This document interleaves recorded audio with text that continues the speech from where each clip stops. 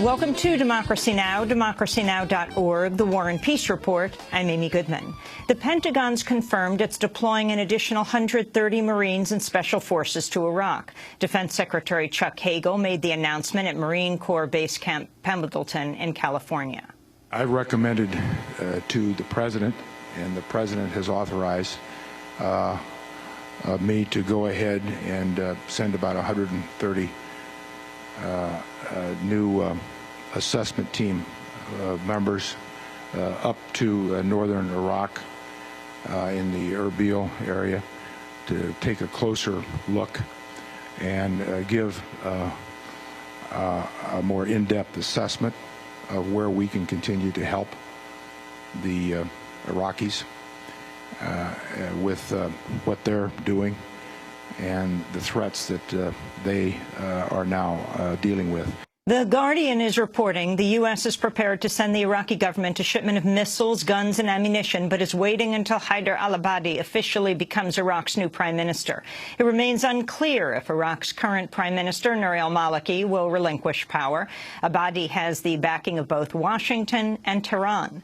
Maliki has rejected Abadi's appointment, saying it violates Iraq's constitution and says it would take a court ruling for him to give up his post. We'll have more on Iraq after headlines with journalist Patrick Coburn. Israeli and Palestinian negotiators are in their final hours of indirect talks before the slated expiration of a second 72-hour ceasefire.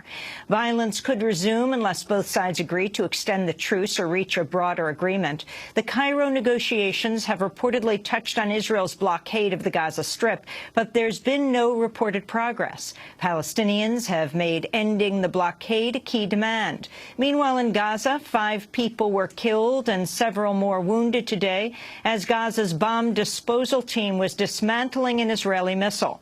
The dead included several explosives experts and a foreign journalist. In a statement, the UN World Health Organization said Gaza's hospitals and health facilities are in dire need of support from international donors. The World Health Organization says 15 of Gaza's 32 hospitals have been damaged, in addition to 18 primary health clinics and 29 ambulances. A health official with the UN Agency for Palestinian Refugees said, quote, "While we do our best, we are deeply concerned about the health and hygiene situation in our very crowded shelters. Our efforts may be limited where the entire water, electricity and sewage systems are heavily damaged."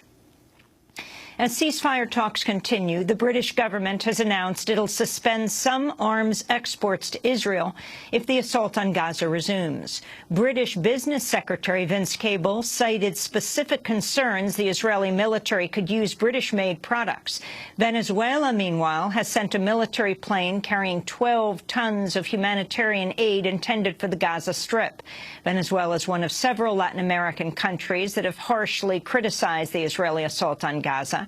The Israeli government, meanwhile, has apologized for a foreign ministry spokesperson who called Brazil a, quote, diplomatic dwarf. The comment by Yigal Palmor came after Brazil denounced the Israeli assault and recalled its ambassador to Tel Aviv. The Israeli government, meanwhile, is rejecting a 3-member United Nations panel convened to investigate possible war crimes committed by both Hamas and Israel. Canadian professor of international law William Chabas will head the panel, along with Doudou Diène of Senegal, a veteran UN human rights expert. British-Lebanese lawyer Amal Alameddine has initially named to the panel, but pulled out shortly after her appointment was announced. She recently made headlines after it was announced she was engaged to marry Hollywood actor George Clooney. On Tuesday, Israeli government spokesperson Mark Regev dismissed the panel as a kangaroo court. This so-called commission of inquiry established by the UN Human Rights Council is a travesty. It has about as much credibility as a kangaroo court. And its chairman, well, he has such a documented record of anti-Israel bias. I think any fair-minded person would demand that he recuse himself. Speaking to the Daily Beast, panel chair William Chabas dismissed claims of anti-Israel bias as a slur and slander. The World Health Organization has approved the distribution of unproven drugs to help address the Ebola outbreak in West Africa. World Health Organization Assistant Director General Marie-Paul Keeney said the decision was made despite tests that failed to prove the drugs are safe and effective. None have undergone the test in humans necessary for licensing as proven safe and effective treatments. That does not mean that they are not safe. It simply means we do not have the evidence from human studies to say that it is certain that they are safe and efficacious. Protests are continuing in Ferguson, Missouri, over the police shooting of the unarmed African-American teen Michael Brown. Police say Brown assaulted an officer and tried to reach for his weapon. But eyewitnesses say Brown was shot with his arms up as he tried to flee an officer's fire. More than 50 people have been arrested in ensuing protests. On Tuesday, around 100 people marched on the St. Louis County Courthouse chanting, "Hands up, don't shoot." Overnight, dozens of protesters were blocked from marching on the street where Brown was shot dead. In a separate incident, police say an officer shot a man who'd brandished a handgun. The claim has not been independently verified. The victim was reportedly left in critical condition. The Ferguson Police Department says it'll continue to withhold the name of the officer who killed Michael Brown, citing fears for his safety. Brown's family and community activists have demanded the disclosure of the officer's name. Police have also obtained an order imposing a no-fly zone over Ferguson to provide, quote, a safe environment for law enforcement activities. The flight ban would prevent news helicopters from documenting the unrest that has erupted since Michael Brown's death. Recent video footage shows Ferguson officers fired tear gas at residents who were protesting on the grounds of their own home. President Obama has offered condolences to Michael Brown's family. In a statement, Obama vowed a thorough Justice Department investigation and called for honoring Brown's memory, quote, through reflection and understanding. To see our coverage of the Michael Brown killing and the aftermath, go to democracynow.org.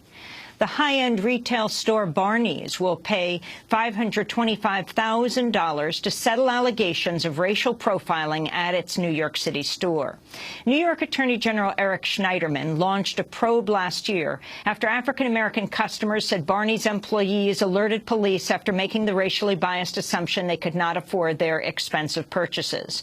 One customer was held and questioned for buying a handbag, while the other was detained in police custody after buying a belt. In a statement, Schneiderman said his probe had found that a disproportionate number of African-American and Latino customers are being detained for alleged shoplifting or credit card fraud at Barneys. A district judge has recused himself from the immigration fraud trial of a Chicago Arab-American community activist. Rasmia Odeh is accused of concealing her detention in an Israeli prison 40 years ago on bombing charges. Odeh works as an associate director at the Arab American Action Network, a Chicago area group that works on behalf of new immigrants and campaigns against anti-Arab discrimination. Odeh says her conviction was obtained through torture. Her attorneys have called for the dismissal of Judge Paul Borman, citing his lifelong ties to the Israeli government. But this week, Borman announced he would step down after discovering his family had financial ties to a supermarket Odeh was accused of bombing. And Human Rights Watch has unveiled a report finding that Egypt's killing of at least 817 unarmed protesters in a single day last year was a premeditated attack that likely amounted to a crime against humanity. A year ago on Thursday, Egyptian forces dispersed the Rabaa al-Adwiya sit-in as part of a systematic crackdown on protesters opposed to the ouster of President Mohamed Morsi. Human Rights Watch Executive Director Kenneth Roth presented the findings. The Rabaa massacre was really one of the worst massacres of a demonstration in recent time, very much on a par with the massacres in Tiananmen Square in China in 1989 or the Andijan massacre in Uzbekistan in 2005. This is a crime against humanity in the view of Human Rights Watch, which mandates that the authors be brought to justice.